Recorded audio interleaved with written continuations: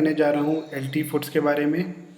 ये एक penny stock है और आप यकीन मानिए अगर आप इसमें पैसा लगाते हैं और आप में अगर थोड़ा पेशेंस है, आप 6 महीना 1 साल अगर रुक सकते हैं तो इस कंपनी में ऐसी पॉसिबिलिटी है कि आपका पैसा डबल हो जाएगा। इस बात को मैं प्रूव करने के लिए आपको लेकर आया हूँ टिकर टेप पे। कंपनी की प्रोफाइल जान लेते हैं। जैसे कि आप देख सकते हैं, LT foods limited is engage in the business of milling, processing and marketing of branded and non branded basmati rice and manufacturing of rice products in the domestic and overseas market. कुछ फंडामेंटल डिटेल्स चेक कर लेते हैं। Market cap है company का 2543 करोड़। इसका मतलब ये हुआ कि कंपनी एक स्मॉल कैप कंपनी है। करंट प्राइस है 79.5। स्टॉक का पी 9.25 जो कि बहुत बहुत वेरी वेरी चीप है। रिटर्न ऑन कैपिटल एम्प्लॉयड आप देखिए 14.9%। Return on equity 16.9। तो इसके फंडामेंटल्स में कोई प्रॉब्लम नहीं है। कंपनी का फंडामेंटल बहुत अच्छा है। मैं अब आपको फिर से वापस लेके चलता हूँ टिकर टेप पे। यहाँ पे हम चेक कर लेते हैं कंपनी की फोरकास्ट के बारे में। तो यहाँ पे बस एक ही एनालिस्ट हैं जो इस कंपनी को एनालाइज कर रहे हैं और उनका ये मानना है कि आप इसमें बाइंग कर सकते हैं।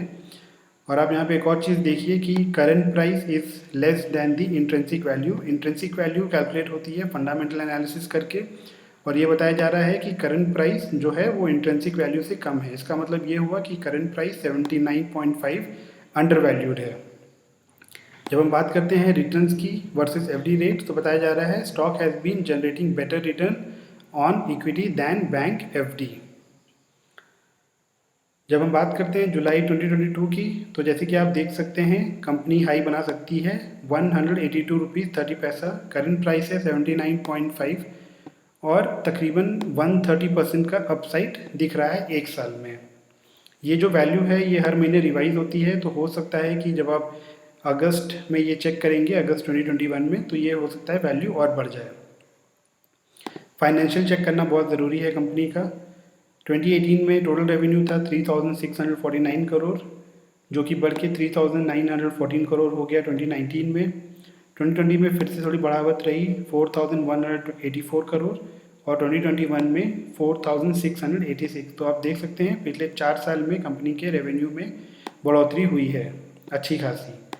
नेट इनकम की जब हम बात करते हैं तो 2018 में 134.65 करोड़, 2019 में 126 करोड़, 2020 में 184 करोड़ और 2021 में काफ़ी बढ़िया नेट इनकम रहा 274 करोड़ का।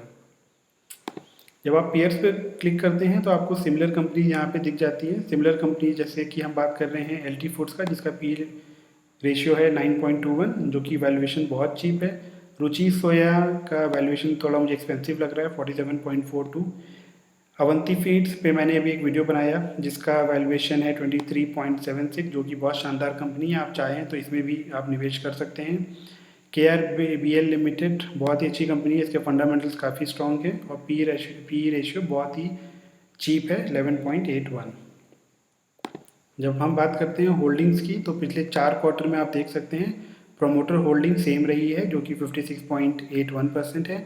म्यूचुअल फंड का निवेश 3.47%, domestic institution 0.05%, foreign institution 1.58%, retail and others 38.09%।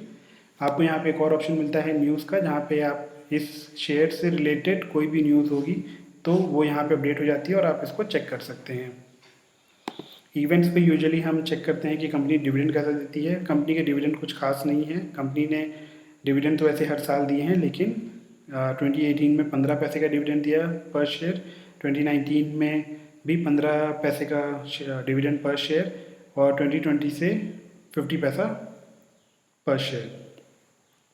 यहाँ पे आपको और ऑप्शन मिलते हैं जहाँ पे आप चेक कर सकते हैं कॉर्पोरेट एक्शन। अगर ये कंपनी कोई अपडेट करती है तो यहाँ पे वो अपडेट हो जाता है। अनाउंसमेंट अगर है कोई या लीगल ऑर्डर्स कुछ हैं तो। अब मैं आपको पिछले 10 साल के रिटर्न दिखा देता हूँ इस कंपनी के। एक दिन का रिटर्न है 1.80%, 1 वीक का रिटर्न -1%, 1 मंथ का रिटर्न 7.81, ईयर टिल डेट 38.85%, जो कि काफ़ी ठीक ठाक है। 1 साल में 75.17%, 3 साल के रिटर्न कुछ खास नहीं है 50.57%, लेकिन जब हम 10 साल की बात करते हैं तो कंपनी के रिटर्न रहे हैं तकरीबन 1421%।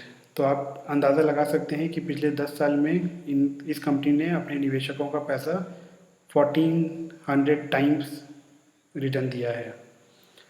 तो आप अगर इसमें चाहें तो आप इस कंपनी में इन्वेस्ट कर सकते हैं, और अगर आप 1 साल वेट करेंगे तो मुझे ऐसा लगता है कि आपका पैसा डबल होने की पॉसिबिलिटी बहुत ज़्यादा है।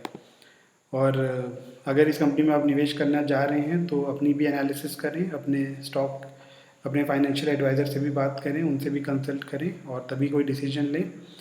और वीडियो अगर अच्छा लगा हो तो लाइक करें, अपने दोस्तों के साथ शेयर करें और चैनल को भी सब्सक्राइब करें। Thank you all.